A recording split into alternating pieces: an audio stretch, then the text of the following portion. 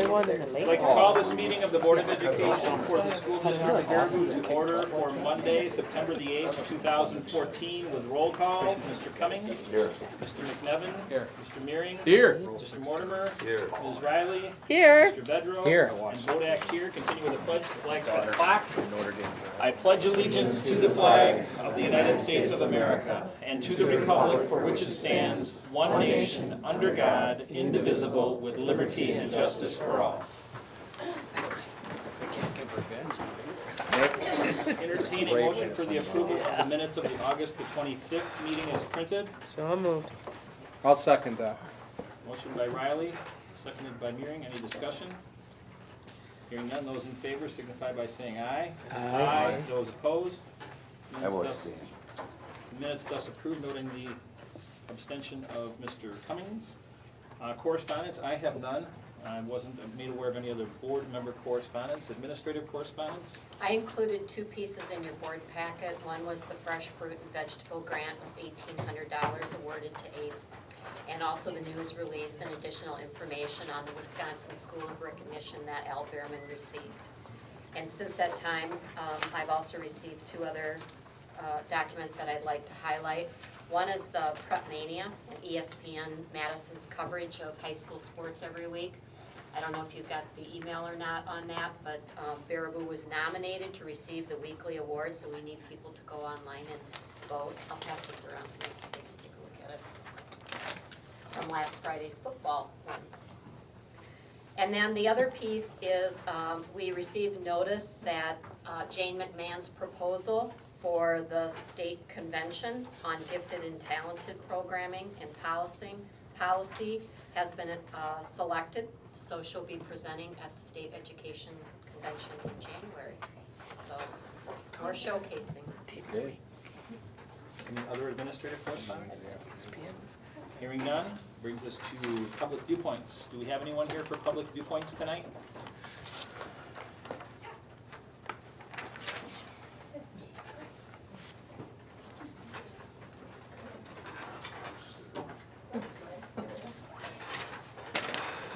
There's just a group of us representing the Baraboo Education Association. We'll also be speaking in various ways. And I'm not sure what else to say other than thank you for the opportunity. I'm not going to introduce everybody. I think they can step up and not make me do all the speaking. So I'm Dave Hosley. I teach English at the high school and have done so for a long time. I'm Emily Arenzi, and I'm an ELL and bilingual specialist at the middle school and the high school. And I'm also the GSA advisor, and this is my 10th year in the district. Hello, everyone. I'm Liz Golden. I teach kindergarten here in Baraboo, taught some at West, and now I'm at GLW, and this is my 10th year already, if that makes any of you in the room feel a bit old. Sorry, but nice to be here. Hi, my name is Claire Gillick. I teach science here at the high school. This will be my 5th year here, and I've expanded what I teach a little bit and added AP biology in the past few years, as well as environmental science. So it's good to be here. Hi, I'm Mary Edwards, and I've been teaching a little bit longer than everybody else has been here. This will be 25 years contract, and before that I subbed for 5, so I've been around for a while. In fact, Liz was a student of mine and student council president, and I'm still advisor, and I teach social studies. Thank you. Is there any other public viewpoint tonight? Any other public viewpoint? Any other public viewpoints? Hearing none, I'd like to move on to reports. And I'd also entertain a motion to adjust the agenda. We have the FFA with us tonight for their trip approval. They're way down under new business C. I would entertain a motion to move them up to B under reports, or just move them to under reports after A. I move to make that change. Second. Any discussion? Those in favor? Aye. Those opposed? Now brings us to our Teacher of the Year report.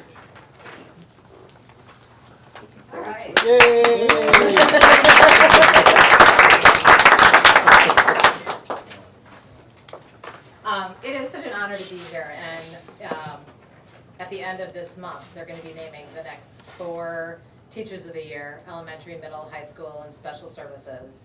And then those 4 people will interview to be Wisconsin's Teacher of the Year. And I'm really excited for them. And I'm excited that I'll get to be a little part of that process down in Madison later this month.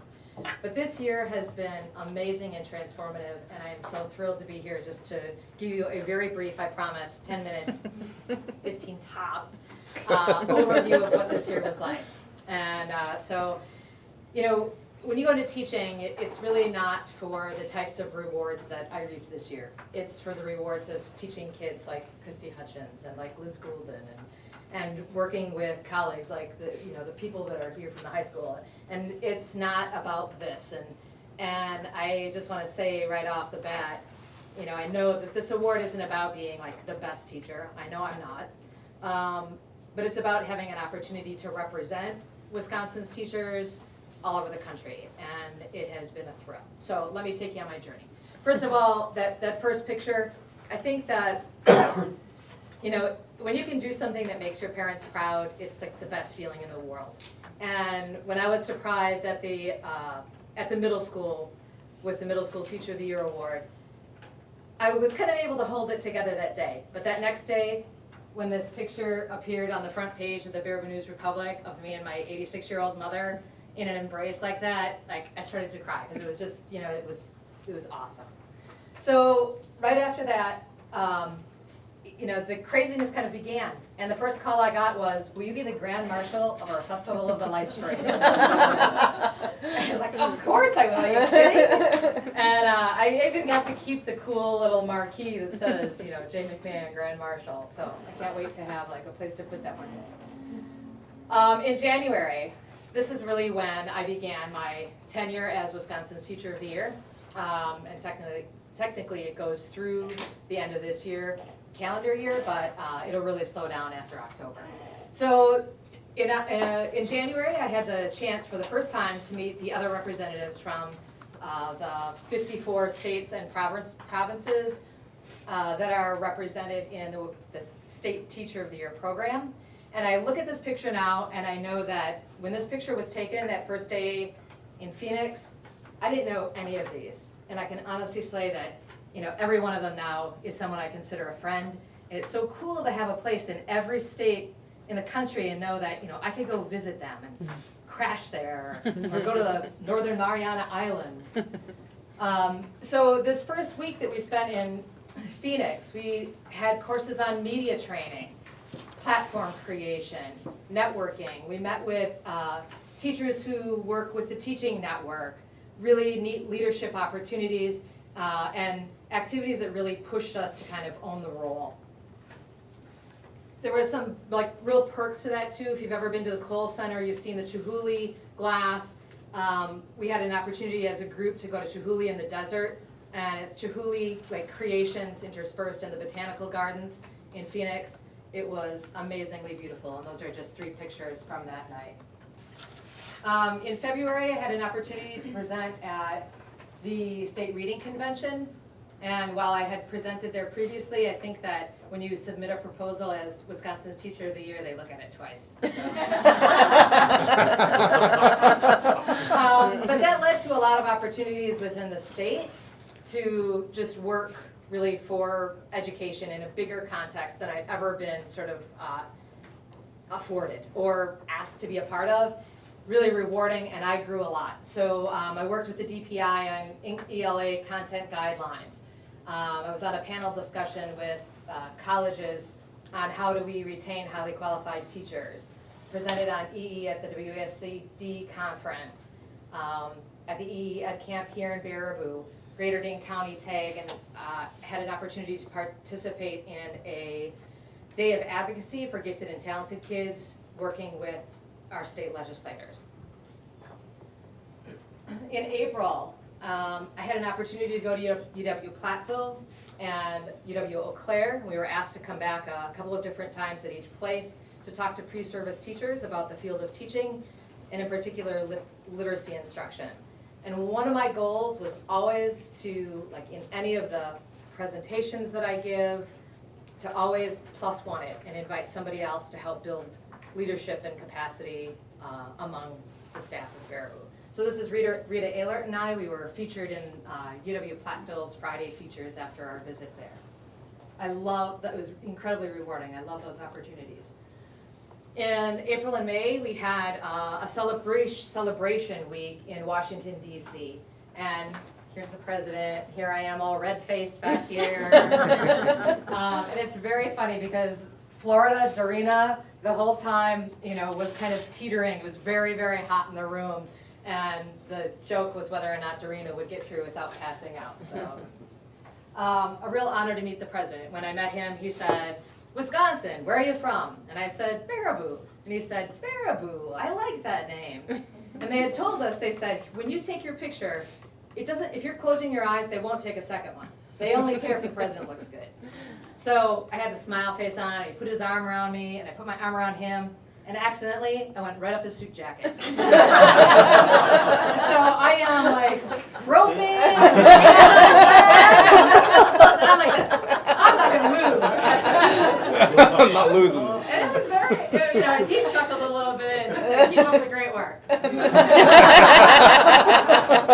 you go.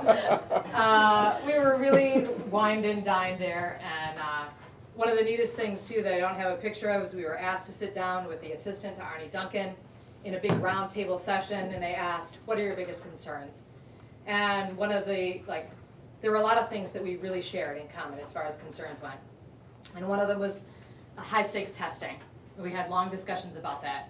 And I like to think that our role there with Arnie Duncan's assistant helped him in sort of reshaping his ideas about high stakes testing and the role that it's going to play in the future. And this was a like personal, like I screamed when I saw this that Tammy Baldwin tweeted out like her day with me. So, you know, I figure it's pretty good if your senator's tweeting out her visit with you. This was amazing. I've been a Brewers fan all my life. Dave Hoslight can attest to that.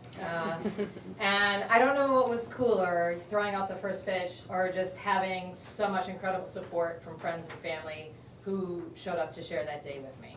So that was a really remarkable experience. Did you get it across the plate? Oh, I did. Oh, yeah. And I had a video of it. Well, there I did. I did. However, later that year, I had an opportunity, thanks to John in both of these cases, to throw out a pitch at the Mallards game, and it didn't go so well. And afterwards, I said to Buddy Gooch, I said, "Oh, Buddy, I'm so sorry." And he says, "What for?" And I said, "That pitch, it was awful." He said, "Oh, honey, that was no pitch." So this one, not so much, but where it counted, I think I had it.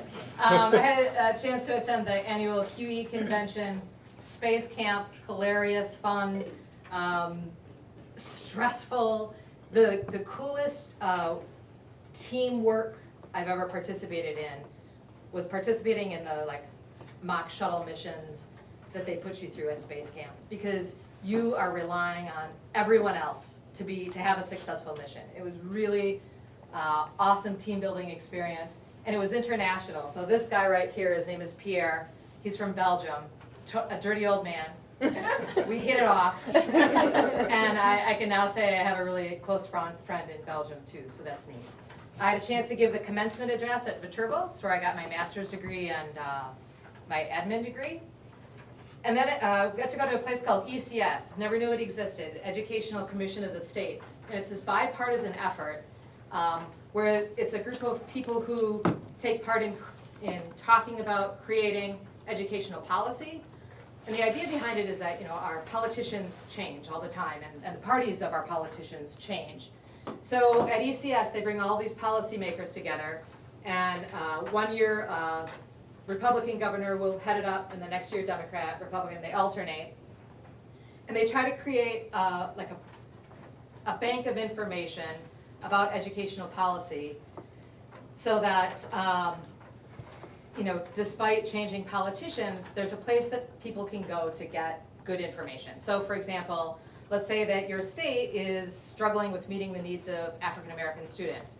You could go to the ECS and they would say, you know what, Tennessee had the same problem, this is how they fixed it, you need to talk to these people. So I was able to go there as a teacher voice, meet people like Janet Napolitano, right, Secretary of Homeland Security, Sal Khan of the Khan Academy, But those are just, those are cool opportunities where you take this photo and you're like, hee hee, look, that's me with this, big, powerful person. But then some really cool and amazing people. And one of them is a man named Randy Rice, who's from Farmers Insurance. And he encouraged all of the state teachers of the year to apply for their Thank a Million Teachers program. And he said, listen, we give 5 $100,000 grants. I want one of the teachers of the year to get that grant. Please apply. I know your time is short, you've got 2 weeks to do it. Please do it. So we had this week, we all went home. The application process was pretty extensive. I got a personal email from Randy saying, Jane, I loved your idea. Please apply. So I was like, ah. So we did. And right now we're in the running for a $2,500 grant. And by the end of the month, we'll know if we're in the running for a $100,000 grant that I worked with in coordination with Doug Maring and Crystal and Scott Pianki, and we'll see. So if you get a chance later, go on to Thank a Million Teachers and throw in a vote for her. In August, I taught at the Tech Academy, worked with the new teachers. In September, late next week, I'll be doing a keynote at the Wisconsin Retired Educators Association convention in Middletown. Super excited about that because there's nobody I'm more excited to talk to than retired teachers. In October, that's the final big Teacher of the Year activity. And we go to Princeton, New Jersey with the CCSSO, and it's called the Next Steps Conference. And it looks at turning this year as State Teacher of the Year. Well, the way they say it is, this year is a year of recognition, and then following years are years of service. And so how do you turn this and leverage this title into years of service for your community, for the profession? In November, we'll be presenting at the Midwest Google Summit and NAGC, and now working on EE rollout, instructional coaching, and other things related to literacy and gifted and talented.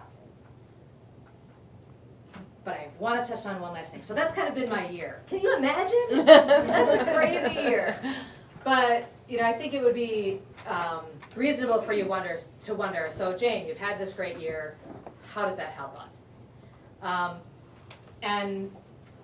First of all, you're going to have a little faith in me, but I want you to know that my heart is here in Baraboo. A couple of the very tangible gifts that I can bring back to the district. This first one I'm really excited about. The University of Phoenix is one of the State Teachers of the Year sponsors, and they gave each Teacher of the Year an opportunity to submit a name or 2 names to their scholarship program. And there was no guarantee that any of the people you nominated would get their scholarship, but I had 2 former students submit and receive a scholarship worth, they say, up to $60,000 each. Wow. And so I brought Christy Hutchins with me. You might know Christy, some of you. And she's one of the University of Phoenix winners. And can you just say what you're doing? I'm not trying to put you on the spot, but. Next week I am starting classes. I'm already enrolled, but I will be getting a bachelor's in English. I've said for a long time I'd go back to school if it would get me towards being a teacher someday. So I've had a lot of great English teachers, a couple in this room. And the other one is Clay Disney, who some of you might know as well. And they're just kids who I thought would really benefit from the opportunity. And so I'm thrilled to be able to offer that through the University of Phoenix. Smart Technologies donated over $10,000 of equipment to our district. It's housed in the middle school tech ed room. And it's an interactive whiteboard. Or it's an interactive projector, I'm sorry. You don't even need a whiteboard. And it also has a 3D document camera. So you can project in 3D on the board. It's fabulous. Once we get it all set, you're really going to want to see it. And it has Bridget software where you can do PD from that room anywhere out. And then, and finally, acting this year as an instructional coach, I feel like these experiences have given me a toolbox that is overflowing. And I really feel like acting as an instructional coach is the absolute best fit for me right now. And I feel like somebody said to me, Jane, I can't understand, this doesn't make any sense to me. They've taken the Teacher of the Year out of the classroom. I said, no, they put the Teacher of the Year in every classroom. And so it's just kind of a different sort of way of framing it or seeing it. And I think I could have a pretty big impact in my role as a coach. So you have to have a little faith in me, but I promise I'll work really hard at it. So that's it.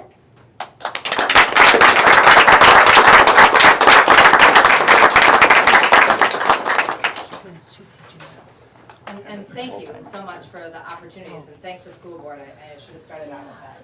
So much. Questions? I don't know if you want to take time, because I went over 5. Any questions? The teacher of the year did a great job of explaining it, so I don't have any questions. Thank you very much. All right, thank you so much. With our agenda adjustment, we now have the FFA here to talk to us about their hopeful trip to Louisville. Yes. All right. So I'm Jennifer Schultz, the Baraboo High School FFA advisor. My students are currently handing out to you our FFA calendar that all of you guys get. Thank you. Craig, we have one for you too. I'm excited for real. He was I was worried. looking for mine today. I realized I All have right. one. I don't even know what's going on. So the kids had the opportunity this summer to sell calendar ads to help raise money for their trip. So that will offset the cost. About half of the cost will be paid for through the alumni for this calendar. Also, the youngest member in each family will get one of these calendars. They're going to be delivered tomorrow. So all the elementary schools will receive these. The boxes are all numbered with the teachers, so it's all good. It's all organized. So I guess what I'm asking for is first I'll have my officer, Marley Bonham, talk, and I also have a state FFA officer here too. So I don't want to take up too much of your time, but the FFA is an awesome organization, and I'm just very proud to have such awesome support from all of you guys and to let me do what I feel like should be done in the community by offering Hunter's Ed and having a school garden and a CSA program. It's just awesome here. So thank you so much for the opportunity, and I'll let Marley talk for a little bit here. Hi, I'm Marley Bonham. I am the Baraboo FFA president this year. And I don't know if you guys noticed their shirts. These are our FFA shirts for this year, and if you would like them, they are $10. You can contact Ms. Schultz. So they're pretty snazzy. Some of the activities that we're doing actually this month, we are really busy. We have 8th grade career day coming up on September 16th. We also have a Scoopy night offered at Culver's. So September 16th, if you feel like eating out, please go to Culver's. And we have World Dairy Expo is coming up September 30th, so some of the students will be able to attend that and learn more about Wisconsin dairy. So here is our state FFA officer, Sally Albers, to talk a little more. Like Marley said, I'm Sally Albers. I'm originally from Sauk Prairie High School. I just graduated there in May, and my life has kind of been running ever since.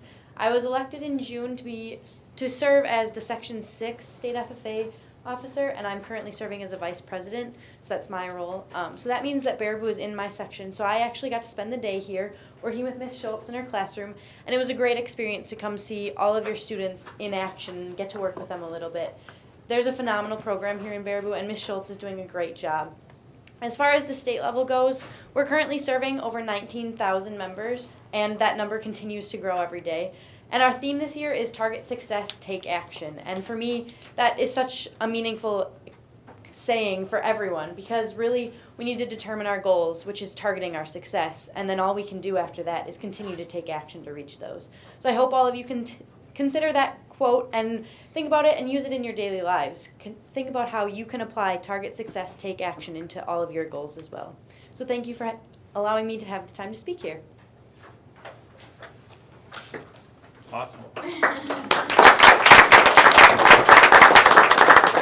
So short and sweet. I guess all I'm asking for is approval for my FFA members to attend the National FFA Convention in Louisville, Kentucky this year. So moved. Second. All right. Thank you so much. Have a great night. We should vote. She's pretty confident of it. She's running out before we vote. Having a motion motion and a second. Any discussion? Hearing none, those in favor of the motion as presented signify by saying aye. Aye. Those opposed? Congratulations. All right. Thank you, students.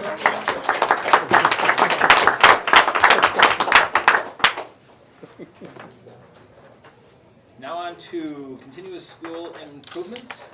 And Ms. Miller is going to talk to us about the ACT results that were recently released and in front of you on the board table. Thank you. So each year, high school students across the nation take the ACT assessment to begin their process of looking at further education. This is assessment that's considered a college and career readiness benchmark, or it's a standardized test that is used for high school achievement and college admissions. To help you understand, students are assessed in 4 areas. They're assessed in English, math, science, and reading. This assessment reports success of students in terms of personal results. However, this particular report gives us results for our district that helps us guide our instruction and curriculum decisions. So if you please would look at table 1, I want to first highlight our 5-year trends.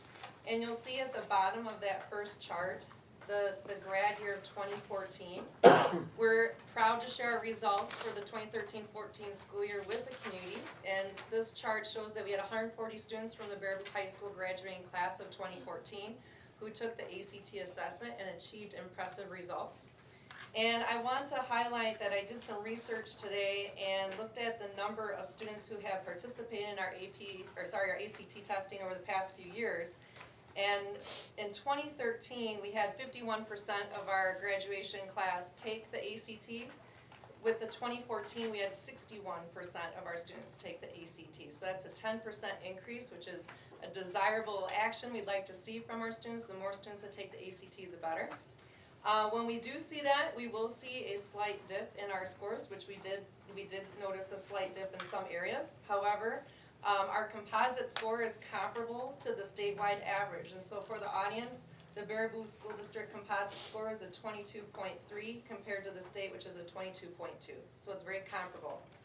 Our seniors scored higher than their state peers in the areas of math and science. And in particular, I just want to highlight in science on this chart that we saw a significant improvement or increase from the 2013 to 14 school year. Since Wisconsin has the second highest average composite score nationally, it is an accomplishment for the Baraboo School District to score comparable to the state average in a state with such a strong education system. That being said, we do see that the trend data indicates that preparation for college and career readiness has remained stable over the past 4 years, regardless of the number of students assessed, and we definitely have room and desire for improvement as we continue to move forward with these results. So I want to take you down to figure 1, which looks at the percent of ACT tested students that are ready for college level coursework. In this report, ACT has collaborated with universities and post-secondary institutions across the nation to determine how prepared students are for college level classes. A certain value is set in each subject area, and those values are listed in the margin of that figure for you, where it says English they're looking for a score of 18, algebra a score of 22, and for social studies 22, and for biology 23. So based on those benchmarks, we can determine whether students are deemed ready for college coursework. Based on our results, 36% of Baraboo students who chose to take the ACT assessment last year scored at college and career readiness benchmarks in the 4 ACT subject areas, compared to the state, which is only 34%. Additionally, 74% of Baraboo students who took the test are prepared for college English, 59% for college algebra, 49% for social science, and 54% for college biology. These results can be attributed to an increased focus on our curriculum alignment. Most recently, changes in our scope and sequence, particularly in science. I don't know if the board recalls, but a few years ago, we made a change in our scope and sequence requiring all of our 9th graders to take biology.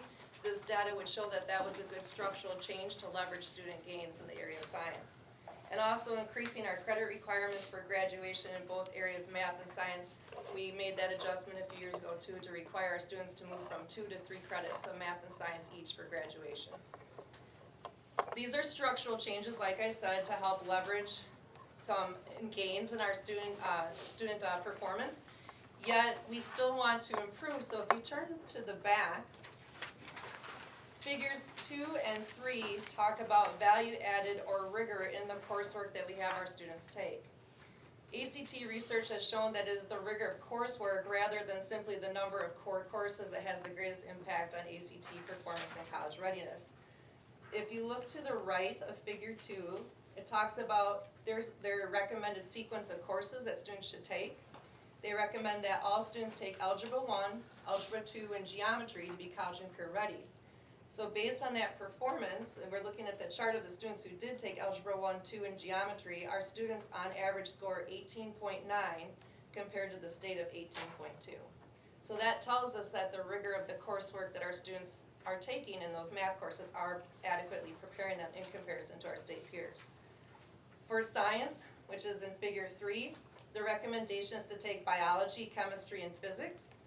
For students who are reporting that they take general science, which most of our kids would report that that's from middle school, biology, chemistry, and physics, they're scoring a 24.3 compared to the state, which is a 23.4. So again, that's indicating that the rigor in those courses is at a level that exceeds the state preparation. As a district, we want to continue to make adjustments with the rigor in our classrooms. That's something that needs to occur on a day-to-day, minute-to-minute basis. That's where the real action occurs with our students. It's in the classrooms. So our focus is building capacity with individual teachers to really own this data and guide their day-to-day instruction. At the bottom of the report, on the back, you'll see recommended action steps that they put on every report, and these are things that we've been working on over the course of years here in the district. A couple other things that we'll focus on as our teachers and principals are moving into educator effectiveness. One of the actions that they'll take is they'll set a SMART goal or a student learning outcome that helps the building and the principal staff focus around the same actions to improve. I think this data here is good data for us to think about in terms of setting SLOs. It would be nice to see Baraboo High School score a composite score in the 28 or 29. If we made that our focus, I think we could do that. Also, I just want to spend a few minutes too talking about the fact that this year is a hallmark year with ACT testing in the state. Moving forward, this report will no longer just contain results for a portion of our students, or 61% of our students. Starting in the spring, all of our juniors will be funded by the state to take the ACT assessment as part of our state accountability assessment. So on March 3rd, every junior here in Baraboo High School will take the ACT. What's nice about that is we'll have good baseline data for all of our students to look at our data and say, okay, where do we want to improve with the whole body, whole student body. Our benefit for our students is because it's funded by the state, students who maybe didn't have access to ACT testing will now have access, and it might open doors for a lot of our students. Peter. Last year, if I remember correctly, all of our juniors also were in a process of taking college preparation exams through the UW Baraboo system here. Correct. And if I remember, Matt Jublin reported that most of our juniors, I forget the exact percent, but it was quite a significant percentage, were evaluated as college ready. Correct, right. Different assessment, the UW placement exams, which assess our students in college, math and reading, indicated that our students, about 70% in both areas, are prepared for college level work. One question, I have a lot of questions, but this is an additional one. Are all our juniors, have they taken the Exploring Plan at this point? At this point, I have to think, it's been 4 Again, I'm not sure where we are. I believe so. I believe all these students at least took the Explorers 9th graders. Yeah. Now, isn't there like a formula that you can plug in to say, okay, you're at this level, you should be at this next level when you went from the Explorer to Plan? Is that follow the case? Right, so I think what Doug was saying is, and this is an opportunity too moving forward, we used to have the Explorer and Plan, which is part of the ACT testing system. We would give the Explorer to 8th graders, we would give the Plan to Explorer to our 8th and 9th graders, our Plan to our 10th graders, and then the ACT would come in 11th grade. Sure. That allows us to monitor their progress progress longitudinally over time and make Sure. adjustments in our instruction. It's not quite plug it in, it's a formula and instant. No, get I know, great I results, know. but. Well, hopefully we get better results as Right, because exactly. of doing this. But moving forward too, part of our state accountability assessment system is that starting October 7th and 9th of this school year, all of our freshmen are gonna take the new test called ACT Aspire, which is again funded through the state. And then they will also take that same assessment in spring to measure growth for our freshmen. That's a new process. We've never had that kind of data before for our freshmen. That's going to really make our work more targeted with our freshmen in terms of improving instruction designed to be college and career ready. And then we also have access to interim assessments, they're called, which is essentially teachers can pull bank or assessment bank items out and they can use it in their own common assessments to practice with our students and help them be more successful with these types of assessments. And we get this data back fairly quickly? after Correct, they take yep, it? So we're usually- able to use this to affect? Yep, about 3 business weeks. Yep. That's pretty good. Yep. Yep, good. Yeah, good question. It's a lot to digest.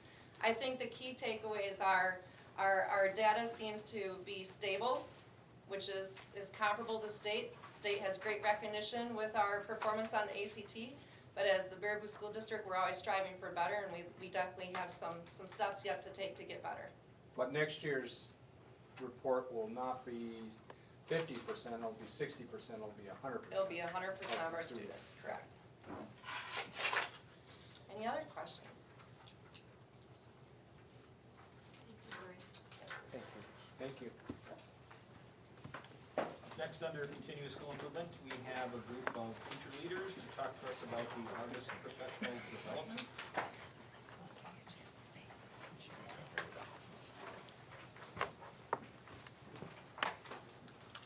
Hi, Teresa Lean, 32 years of service. I serve as the instructional facilitator. And we are here to share with you our August professional development days. I'm going to start with Dr. Muhammad, who was here in the morning when all teachers reported, and he's a nationally renowned speaker and researcher who does, his work is on school culture and climate. His research and the research of others demonstrated how it's the responsibility of both teachers and administrators to create that positive school culture and a growth mindset.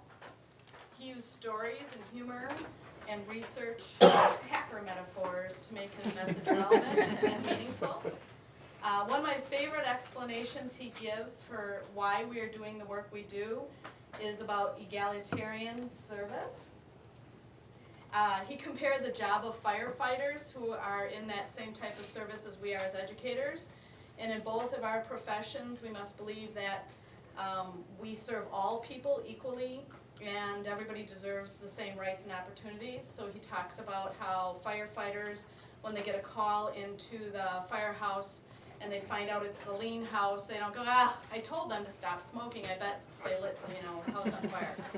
And that we too as teachers must serve everybody, no matter the background or type of house or how far away and all of that. So I thought that resonated with everybody. He certainly gave me 30 more years in my career left because he's so motivating. I've heard him before, but it never gets old, and each time I learn something new from him, and he reinvigorates everybody's enthusiasm for the profession.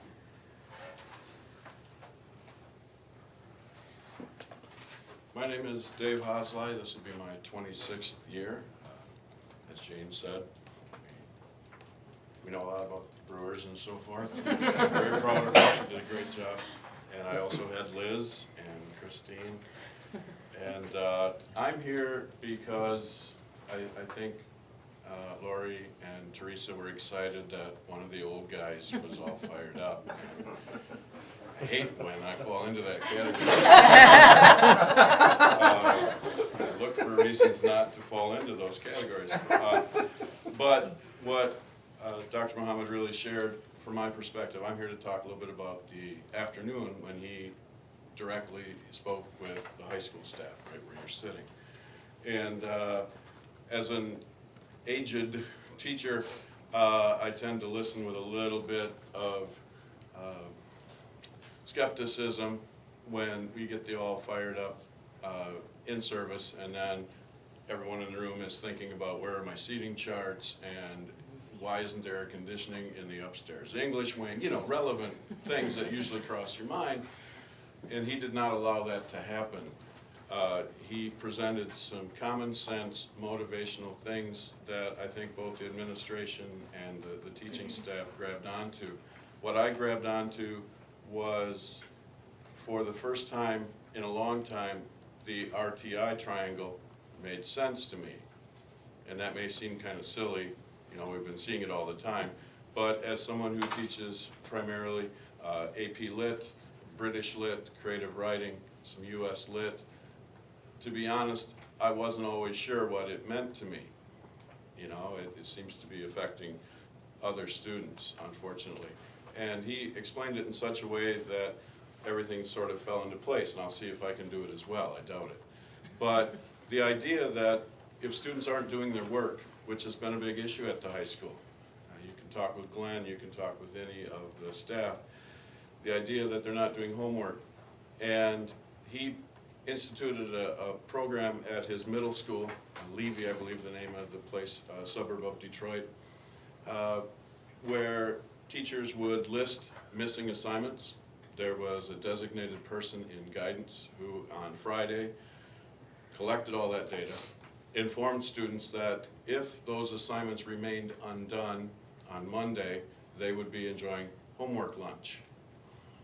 And one of my colleagues asked him a very relevant question, what if they don't go? And he was hilarious. He's like, don't go.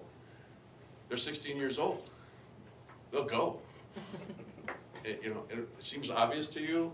That's not that obvious. It's a system of support and everyone on the same page, and it was kind of empowering. But anyway, when everyone turns in the homework, then you can determine who knows the concept, who doesn't. Meaning, sometimes students who are quite capable just aren't doing it. If they can't escape, you can eliminate them from the triangle. They've got their homework in now and they're okay. It's the few who didn't do it because they really couldn't. They move up. And it was really kind of cool. And it was something where you could see people talking about, yeah, we could do something like that. He redefined PLC for us. It's not something that meets every Wednesday or every other Wednesday. It's what we're all a part of, every student who's struggling.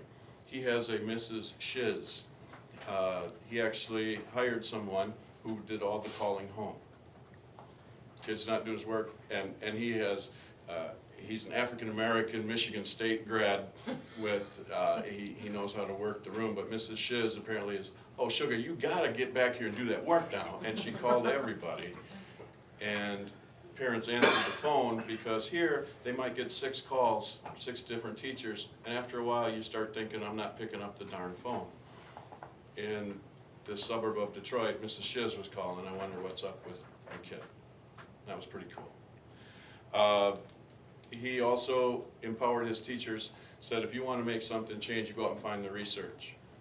And so he found time for them to go out and read current studies, to actually use professional development to find out what would work out there. It didn't matter how long you'd been teaching, how new, how old, and then present it. And that doesn't mean it's going to happen, but you better have some backing for it.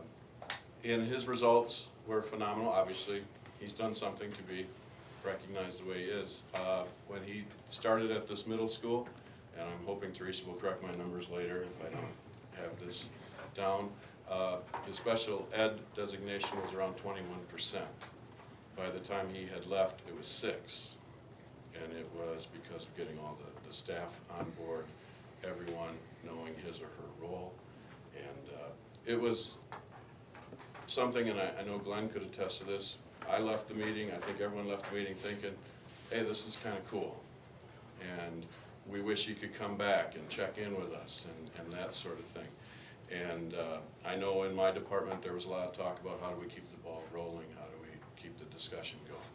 So I appreciated a chance to hear someone who seemed to speak directly to so many of us, regardless of where we were at our careers.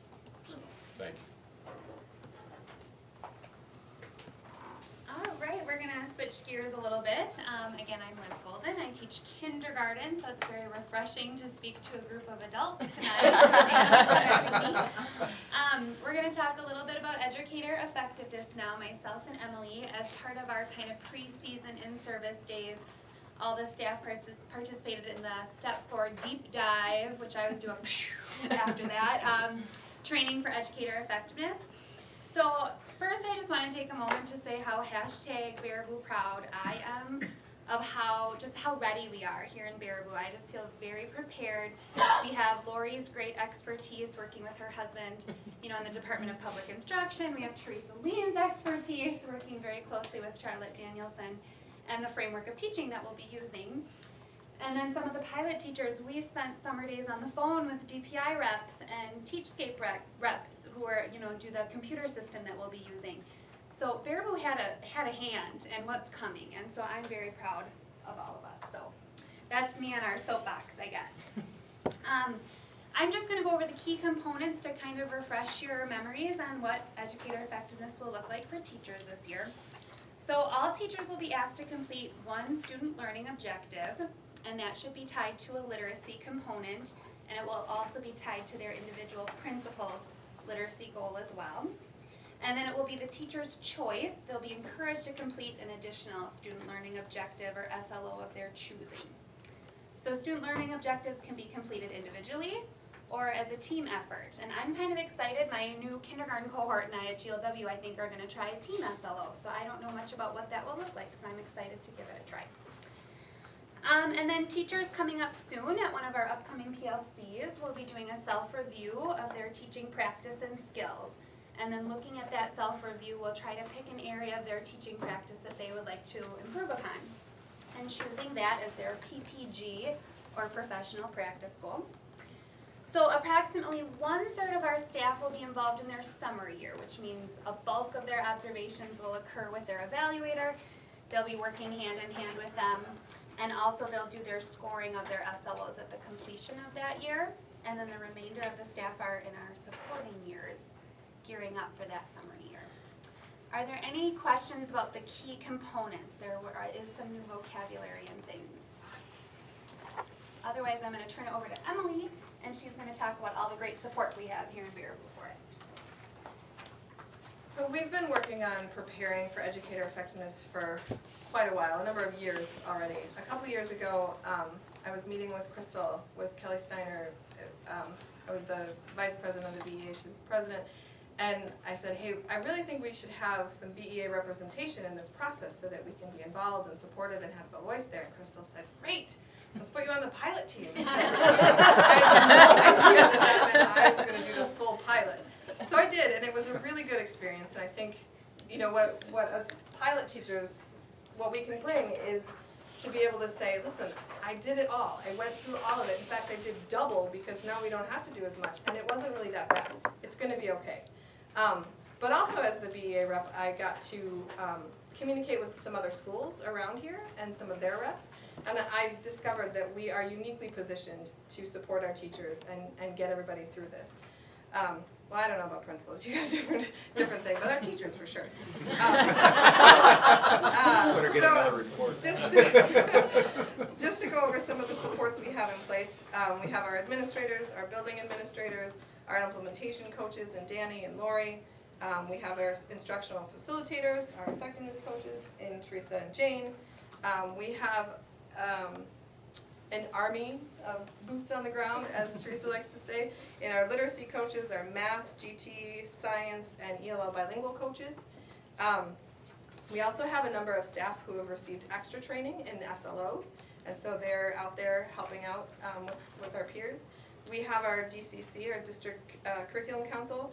They receive extra information and training and can disseminate that for us. We have our pilot teachers. It was me and Liz, and also Kristen Terry. And then we also have a number of resources that Jane and Teresa have put together. They have a website that includes a monthly quick start with weekly activities to keep everybody on track. There's This links. is an internal website? Mm-hmm. Okay, just for. Is it up? Yes. Well, we have to get it should be ready to roll in like 2 days. I can tell you. It's internal. Okay. It's impressive though. It's Yeah. everything you need all put in one place. There's links and shortcuts and ideas. Anything that you're looking for is most likely there. If not, they're probably working to develop it.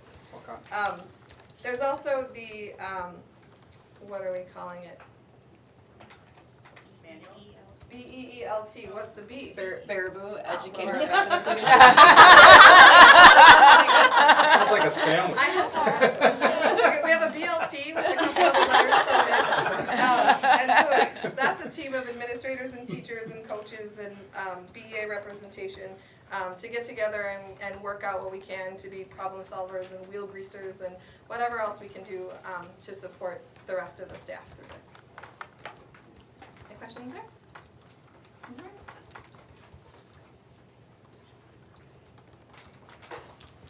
going to switch gears again and talk about the new teacher program. This is the 10th year for the program, it's hard to believe, and I haven't done the numbers exactly, but approximately 250 teachers have gone through the new teacher program through the 10 years. This year's cohort is the smallest since Act 10, and it's at 25 new teachers. Next year's cohort, making my prediction already. Usually I'm always right and wrong in the sense of it's over, but I predict that next year will be the largest ever, that it will beat out the class of 2011-12, which was over 50. So you heard it here. And since we're talking about educator effectiveness, I want to remind you that in terms of educator effectiveness, that means a lot. Because right now we're at 40% of our staff, I did do that math today, that are involved in a summer year this year. Next year, that big class I just talked about in 11-12 will be in a summer year. So now we've got that over 50 class going to be in their summer year. We've got this year's 25, and then whatever that prediction is in regard to the largest cohort, which will push us probably over 60%. Right, and I'm just gonna address some of the things that we did the first couple of days prior to all staff returning when we worked with the brand new teachers.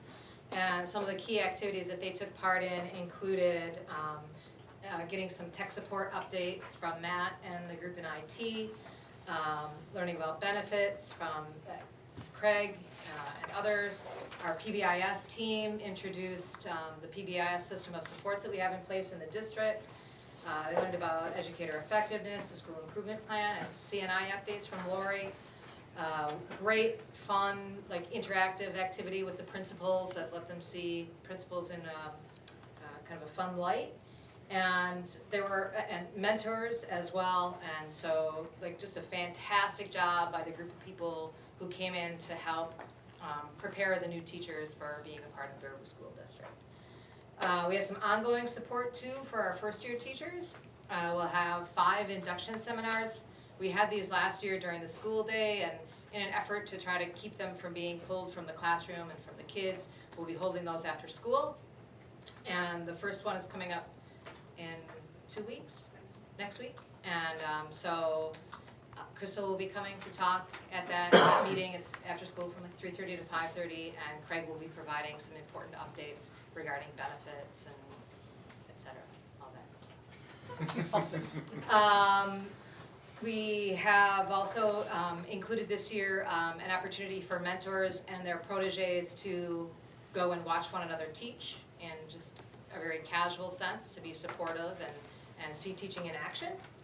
And we will be working with year 2, Teresa and I will be working with year 2 teachers in what we call observation and feedback cycles, where we go into their classrooms 3 times a year and do like a pre-observation, observation, and then just a discussion just as a coaching opportunity. So that's that. So it was a great beginning of the year for our new teachers. We have a fantastic group of new people to our district, and we're going to try in these induction seminars too to do something called About Town, where we kind of showcase how cool Baraboo is, to help them kind of find themselves here as a part of our community. So Thank you all very much.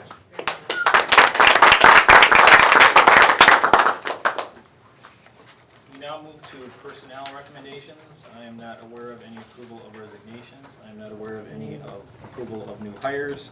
However, there is an addition for C, the approval of a long-term substitute position. That's for the GLW grade 3 position. Her name is Deb Poppy, P-A-A-P-E. And I would entertain a motion for the approval of that long-term substitute position. So move to approve. Second. Motion by Meering, seconded by Vedro. Any discussion?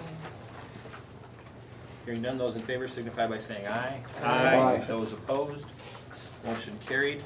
Under the additional co-curricular athletic assignments, that was something included in your board packet. There were some names added, some names still not there as far as vacancies. So I would entertain a motion for the approval of the names as presented in the board packet. So moved. Second. Having a motion by Cummings, seconded by Riley. Any discussion?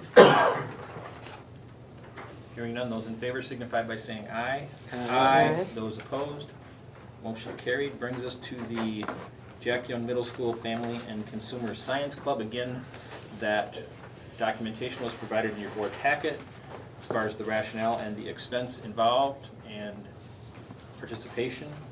I would entertain a motion for the approval of that request. So moved. I'll second that. Motion by Mortimer, seconded by Meering. Any discussion? Hearing none, those in favor signify by saying aye.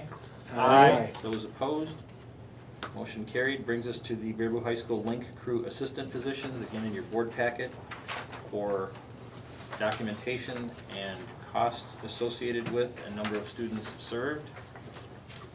Would entertain a motion for the approval of that request. So moved. Second. Motion by Riley, seconded by Cummings. Any discussion? Hearing none, those in favor signify by saying aye. Aye. Those opposed, motion carried. And lastly, under personnel, the approval of the revised 2014-15 contract for Carla Cross. Again, in your board packet for the justification, it was a mathematical calculation that needed to be Corrected. forwarded. So moved. Second. Motion by Vedro, seconded by Riley. Any discussion? Hearing none, those in favor signify by saying aye. Aye. Those opposed, motion carried. Brings us into new business. Turn to finance for the approval of the disbursements. Move to approve. Second. Motion by McNevin, seconded by Cummings. Any discussion? Hearing none, those in favor signify by saying aye. Aye. Those opposed, motion carried. Brings us to the discussion of the 2014-15 strategic planning process. There was background provided in your board packet. For a narrative, I'm going to turn to Dr. Ritzenthaler. Well, for purposes of those who were not involved during the last strategic planning, I did provide a little background on how the process went the last time around, 2010 and 2011. And I tried to follow a similar timeline, actually working backwards from where we want to be by the start of the next school year. And I've outlined the tasks by month. And I mentioned also that Sarah Dunn Carpenter, who's our communications specialist from CGS, has agreed to help facilitate some of the discussions that require consensus and to lead that. She's done that work before in other districts. She's willing to do it at no cost for our district. The superintendent who helped out the last time around is now a superintendent in Missouri, so he's no longer available. But I do have all of the documents that we used the last time around, and so I feel confident that we can follow a similar process and come up with some great results. So we'll be putting together a team of 25 to 40 stakeholders for the process. Anyone have any questions? Do we need any help in formulating those stakeholders at this point, or Not in this point. not at this point? And There'll be board, just to kind of back up, there'll be board representation, student representation, parents, business leaders, support staff, teachers, administrators. So we have to be pretty strategic about who we reach out to. We want a gender balance. We want, Age, there's a whole everything. matrix to use that we used the last time around. Sure. Age. Yeah. Well, we also talked about different representation from the board as from the previous strategic planning. You know, where there's an opportunity to let someone else experience the process, whether it be from a teacher standpoint or a parent standpoint or student standpoint. But I would say if you're interested, you know, let me know if you're interested in being part of that process. Where right now administrators are kind of thinking about who would be good representatives in their buildings, in terms of parents even. I spoke with Emily about making sure that we gave a voice to the Latino population in our community. So again, I think we have to think about not only those people that are already engaged with our school district, but people that perhaps are not engaged. So we want to throw that net, that opportunity out as wide as we can. any other questions? Okay, thank you for that update. Hearing none, I would entertain a motion to enter into closed session. So moved. Second? Having a motion and a second, roll call. Cummings? Yes. McNevin? Yes. Mearing? Yes. Mortimer? Riley? Yes. Vedro? Yep. Bodak, yes. 2 minutes for the room to clear. Thank you for attendance tonight.